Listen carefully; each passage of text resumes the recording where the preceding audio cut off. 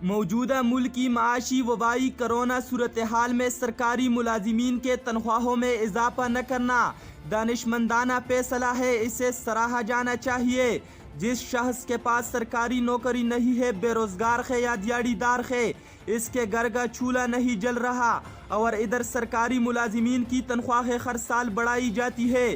ایک ملک میں یہ دو طبقاتی تقسیم درست نہیں۔ میرا تو خیال ہے اس سال سرکاری ملازمین کی تنخواہوں میں کٹوتی ہونی چاہیے۔ گھر بیٹھ کر مفت کی تنخواہیں لے رہے ہیں۔ بات یہ ہے کہ جب ملک کسی بحران سے گزر رہا ہو تو پوری قوم کو قربانی دینی پڑتی ہے۔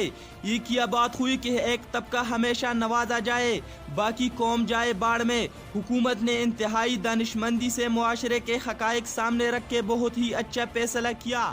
دنیا کے مضبوط معیشت کے حامل ممالک بھی موجودہ حالات کو مد نظر رکھ کر تنخواہوں میں کٹوتی پر کام کر رہی ہے۔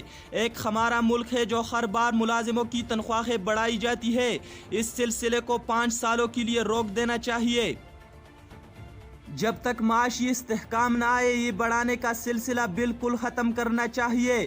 اس کے بجائے حکومت کو چاہیے نئی اسامیاں تخلیق کرے، چھوٹے طبقے کے تاجروں کو ریلیف دے، محنت کشوں اور بے روزگار طبقے کو اوپر لائے۔ اگر کسی کو تنخواہ کم لگتا ہے تو چھوڑ دے، بڑے بے روزگار پڑے ہیں، وہ کم تنخواہ میں ان سے اچھا کام کریں گے۔ حکومت نے یہ بہت ہی اچھا کام کیا ہے۔